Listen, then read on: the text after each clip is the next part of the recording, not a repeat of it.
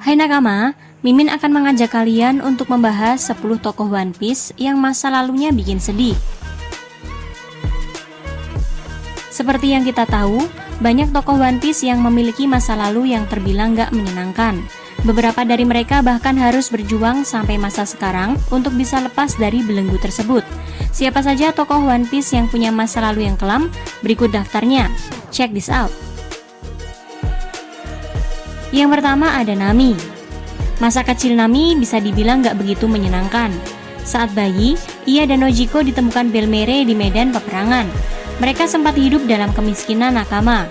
Bahkan ada momen di mana Belmere sampai memberikan semua jatah makan ke kedua anaknya, sementara ia memakan jeruk saja sebagai pengganjal perut. Puncak tragedi hidup Nami sendiri dimulai saat kelompok Arlong menjajah desanya. Ia harus kehilangan ibu asuhnya dan bahkan dipaksa menjadi kriminal sampai gadis itu bertemu dengan Luffy dan Zoro. Yang kedua ada Sanji. Latar belakang Sanji sempat menjadi misteri sampai akhirnya terkuak saat ia sempat menjadi satu-satunya kru yang hanya diinginkan hidup-hidup dalam poster buronannya. Rupanya, ia adalah salah satu dari anak-anak Vinsmoke Judge, ilmuwan yang merupakan pemimpin dari kerajaan Germa. Masa kecil Sanji terbilang cukup suram karena ia satu-satunya yang lahir dengan perasaan seperti manusia biasa hingga sering menjadi bulan-bulanan oleh ayah dan saudara-saudaranya sendiri kecuali Reiju. Selain itu, Sanji kecil juga harus melihat Zeff yang ternyata berkorban dengan memberi semua suplai makanan ke bocah tersebut dan memakan kakinya sendiri untuk mengganjal perutnya. Yang ketiga ada Tony Chopper. Sama seperti Sanji, rusa satu ini sempat dikucilkan keluarganya karena berbeda dari yang lain. Perlakuan gak mengenakan tersebut semakin menjadi-jadi setelah ia memakan Hitohitonomi dan mendapat kecerdasannya sendiri. Untungnya, ia diselamatkan Dr. Hiriluk dan diambil sebagai temannya.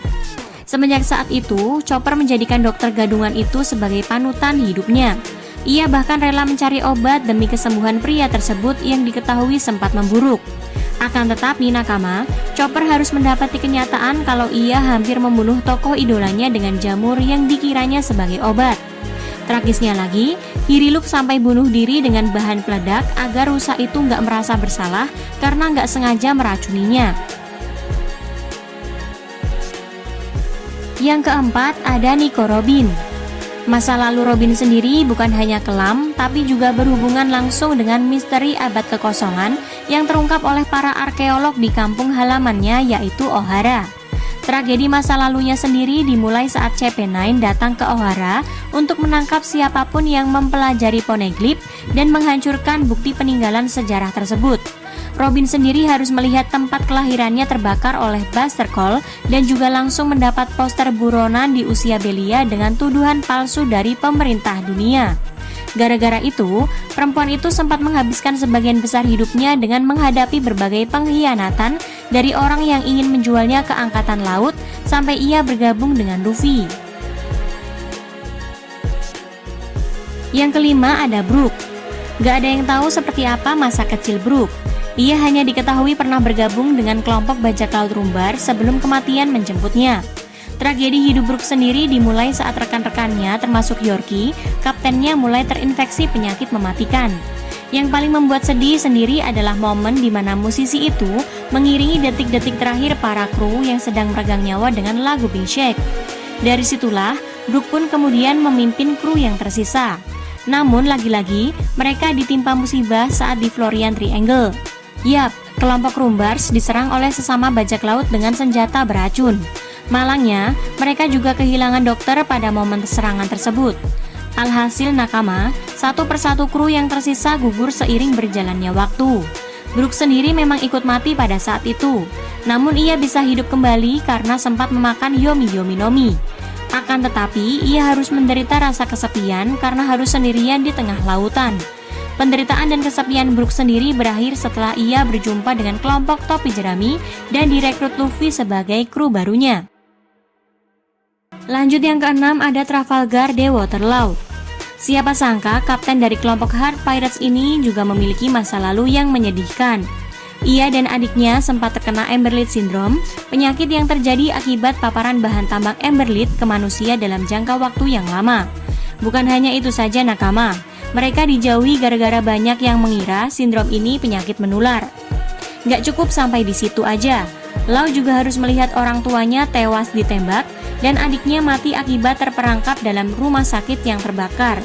Ia juga harus melihat Rocinante, pria yang benar-benar menyayanginya, tewas di tangan Doflamingo sampai menangis dalam keputusasaan. Hal inilah yang mendorong Lau sampai begitu ingin membalas dendam pada bajak laut yang satu ini. Yang ketujuh ada Don Quixote Rocinante. Rocinante diketahui merupakan anak kedua dari keluarga Don Quixote dan adik kandung dari Doflamingo. Gak seperti kakaknya, Rocinante diketahui merupakan anak baik yang mengikuti jejak ayahnya untuk hidup normal di kalangan rakyat jelata. Akan tetapi, mereka malah mendapat perlakuan gak mengenakan dari warga sipil karena kebenciannya pada para Tenryubito. Ia juga harus kehilangan ibunya yang meninggal akibat sakit dan ayahnya yang mati ditembak Doflamingo. Semenjak saat itu, Rocinante sampai melakukan segala cara, termasuk bergabung dengan Angkatan Laut untuk menghentikan kakaknya tersebut. Yang kedelapan ada Yamato. Saat umur 8 tahun, Yamato berhasil menemukan catatan Oden dan terobsesi menjadi seperti samurai tersebut.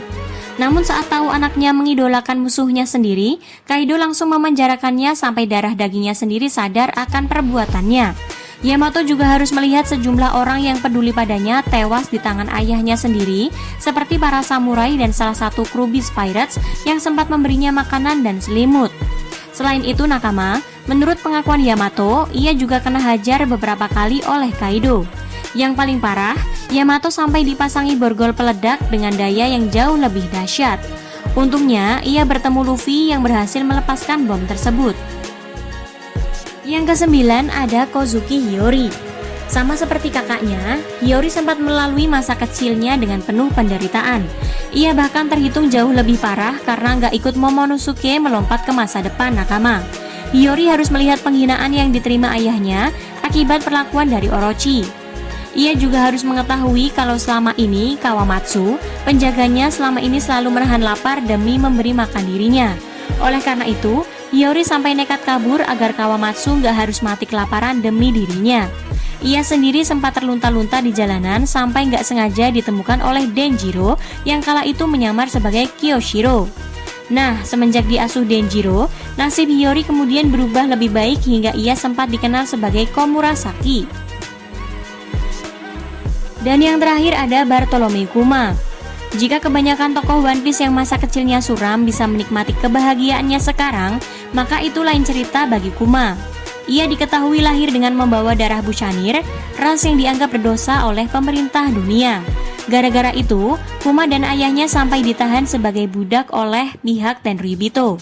Kuma sendiri akhirnya berhasil bebas saat insiden God Valley dan bahkan mendapat kekuatan Nikyu no Mi.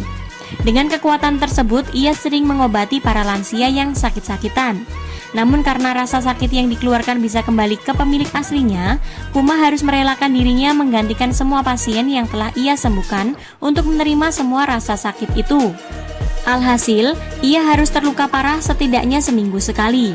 Ia juga harus kehilangan Ginny, teman masa kecilnya yang meninggal akibat penyakit langka, dan mendapati Bonnie, putri asuhnya yang mulai menderita gejala yang sama dengan ibu kandungnya.